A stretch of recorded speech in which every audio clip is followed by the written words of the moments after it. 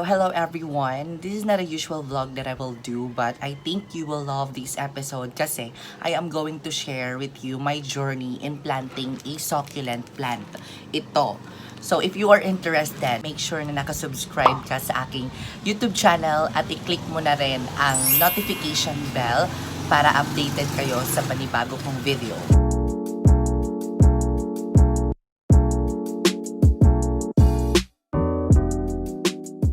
Hello everyone, ako si Mark. Gumagawa po ako ng plant tips and featuring indoor and outdoor plants. So kung gusto nyo po ng mga ganong content, feel free na bumisita sa aking YouTube channel. Lahat ng mga video ko ay naka-organize according to the playlist ng Mark of the Jungle Plants. Hello everyone, hello mga ka-jungle. Welcome back again to my YouTube channel. Welcome to Mark of the Jungle Plants. So I miss this kind of setup na walang microphone, na parang usual vlog lang. Kasi dati ng mga vlog ko, ganun talaga yung ating episode. Kasi ako, I want my video na maging quality video. Pero kung gusto nyo ng mga ganitong video lang, yung parang nag-i-interact lang tayo each other, so you can comment below kung gusto nyo mga ganitong video lang na walang arte ba, na hindi naka-microphone, parang yun, nagva-vlog lang tayo. So we will try this episode kasi gusto ko naman, iba naman ang setup. So, yan. So, ayan na nga. Kahapon, story time na naman tayo. Kahapon, pumunta ako ng downtown. And then, actually, hindi ako bibili ng plants. Yung bibilhin ko talaga noon is damit. And then, nung nakakita ako ng plants, yun, wala akong magawa. Kalaray lang yung mga plants doon sa Tacloban, sa downtown, which is tagwa 100 pesos lang yung isa. So, ito siya mga ka-jungle. Ito, yan. Sabi daw ng seller is cabbage. Ewan ko kung ano. Pero alam niyo naman sa akin na hindi ko alam kung ano ang mga pangalan ng succulents. Please comment down below if you know this succulent plant kasi nabili ko siya 100 pesos. So, yan. 100 pesos. Ewan ko kung worth the price, pero para sa akin, worth the price na kasi malaki siya. Yan. Sobrang laki niya. Yan. So, nag-try ako bumili ng ganitong plant kasi itatry natin ngayon. So, samahan niyo ako sa journey ngayon ng pagtatanim ng succulent. So, isasabay ko na din ang ating nabiling first succulent plant na ito. Kasi hindi ko pa siya ni-repot. So, actually, ready ko na yung ating mga kagamitan ngayon. Wow! Ito yung ating mga ka-jungle. Look at this.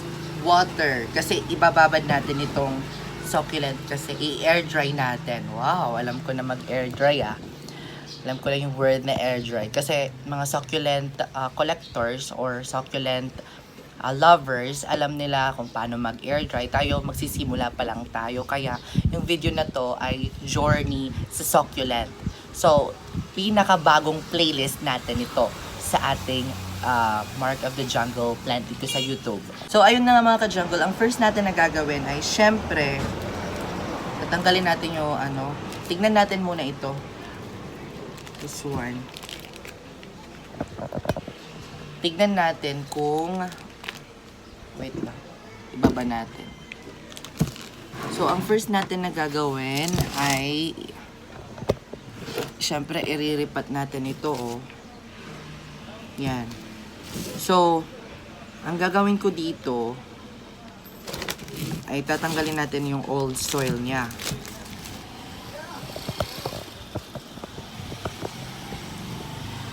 Kita nyo ba? So, tatanggalin natin yung old soil niya. Pero nakita ko, na-notice ko dito is hindi siya old soil. This one is a clay. So, sabi ni Ana Duran, shout out sa'yo Ate Ana, Ma'am Ana, thank you kasi tinuro niya sa akin na dapat tanggalin daw niya lahat. Kasi ang plano ko dito ay hindi tanggalin. Ibabaw-baw lang siya sa ating bagong soil, pero sabi ni Ana ay tanggalin daw kasi parang masusuffocate yung ugat. So, we will try to tanggal this. Oh my gosh, tanggal this. Sige, tatanggalin natin kung makatanggal ba natin. So, as you can see, clay na clay talaga ang nilagay dito. Hindi ko alam bakit ganon yung ating mga soil na nasa greenhouse.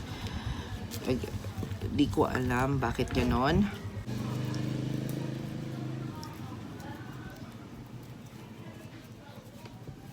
So, ayan, natanggal na yung ating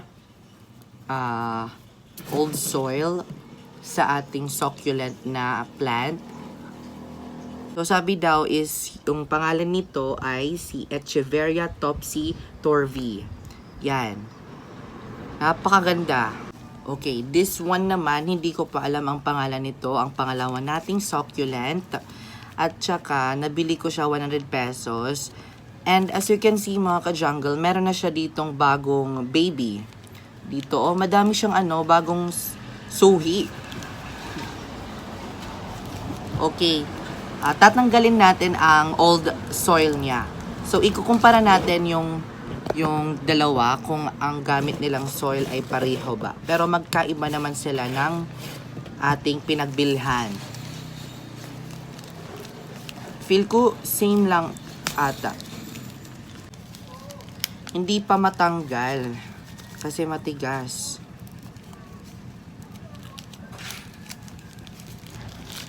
Ayan, tanggal na. So, as you can see, yung ginamit nilang soil ay parang may halo siyang garden soil. Ewan ko.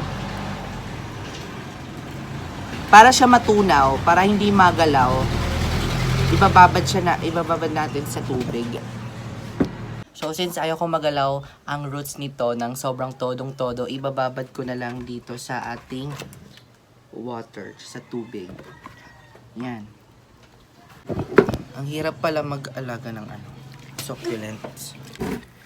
So, ayan, ibababad natin ito hanggang maano yung soil.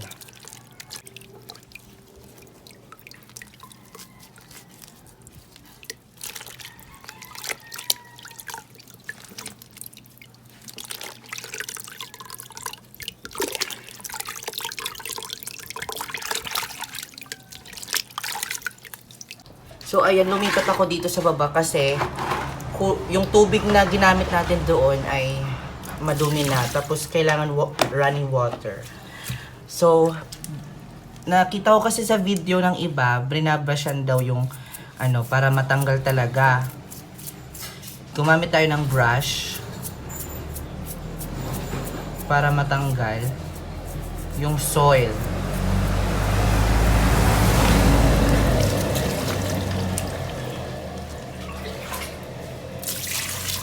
Ayan. Ang hirap pala mag-alaga ng succulents, no?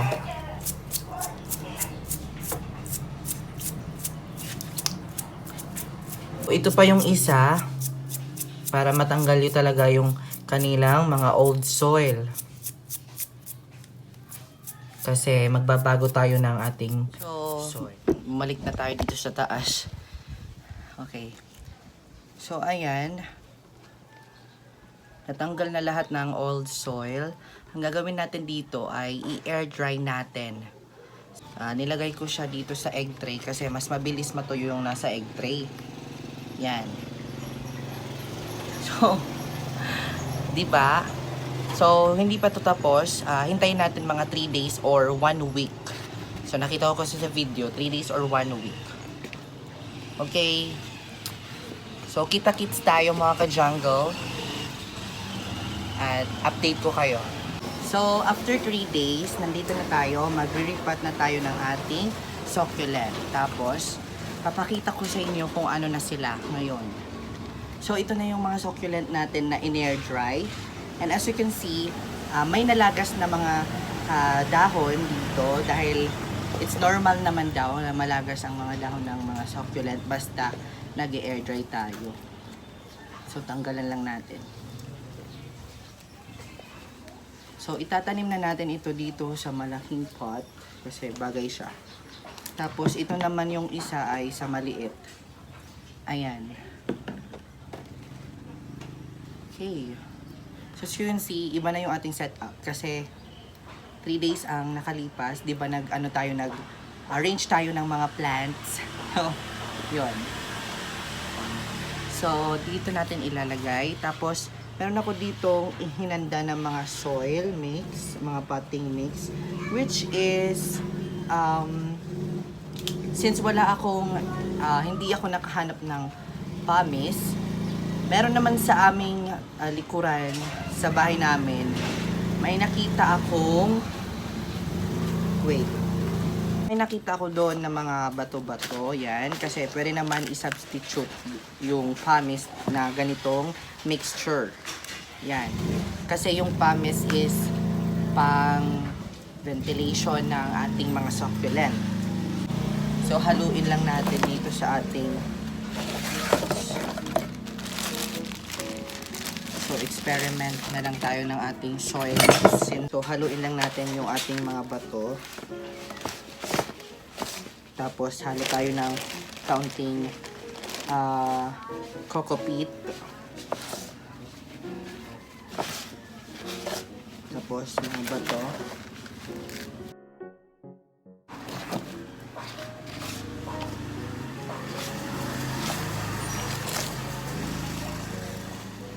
Pag okay na siya,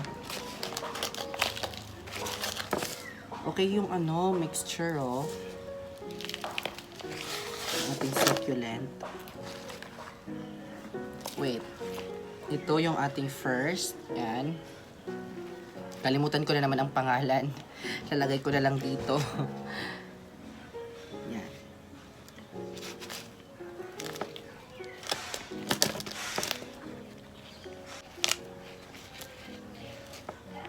Didiligan ko to mamaya. Kasi na air dry sila. So, need nila basa kahit kaunti lang.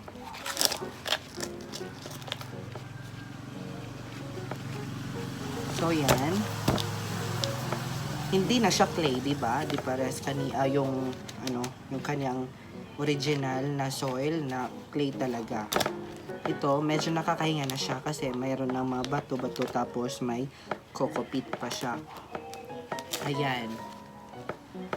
Tapos ito naman yung ating isusunod na malaki. Cabbage pa yan.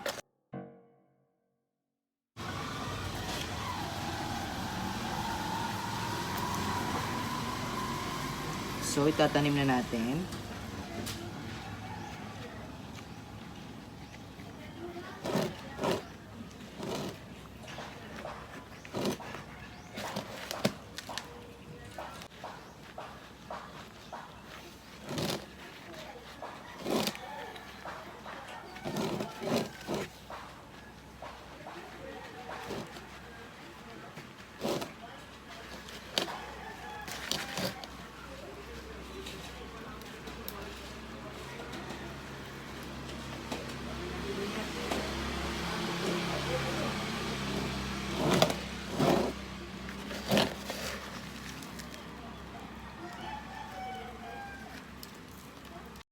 So, ayan, natapos na tayo magtanim ng ating succulent plant. And as you can see, ang gaan-gaan niya dahil may mga bato which is yung substitute natin ng pumice. Yan. Tapos ito naman, ang ganda Tapos didiligan natin sila kaunti lang.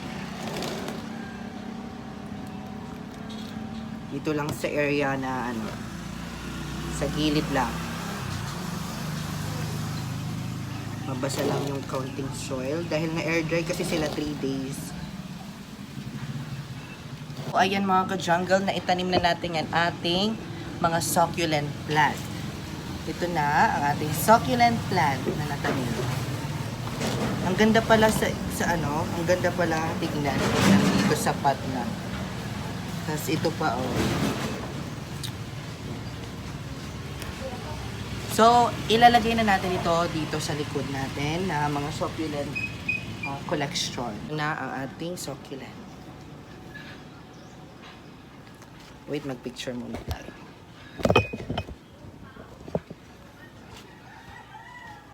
Lagay na natin dito. Ito pa yung isa. Yan. Ito.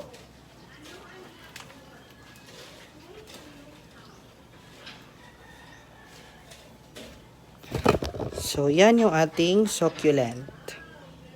Yan. Alright. So, tapos na din tayo magtanim ng ating mga succulent plant.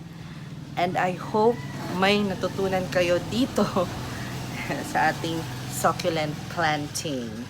This is one of my gusto ko lang mapakita sa inyo ang journey ng pagtatanim ng ating mga succulent dahil first time ko po mag-alaga ng mga succulent collection at mag-alaga ng mga succulent plant. And I'm so very happy na sana ay mag-thrive sila dito sa ating garden, dito sa amin. Dahil iba-iba tayong temperature, iba-iba tayong humidity. Dahil yung mga succulent plant ay mahirap daw alagaan, sabi nila. So, titignan natin, i-update ko kayo kung ano ang mangyayari sa ating tinanim na succulent. And I hope tama yung ginawa ko na pag-air dry, mga 3 days. Kasi sabi nila, mga 1 week daw ang pag-air dry. Pero, para sa akin naman, medyo mamamatay naman ata yung mga ganong plants kung 1 week tayo mag-aantay. Kasi, hindi na sila makakapit sa soil. Kasi naka-air dry lang sila. Siguro, magwa 1 week kayo mag-air dry kapag na-overwater nyo ang succulent. Tama ba ako? Yun lang po mga ka-jungle ang ating video for today and I hope you subscribe to my YouTube channel at i-click mo na rin ang notification bell para updated kayo sa panibago kong video. So, I will see you next episode mga ka-jungle because more plant, less stress.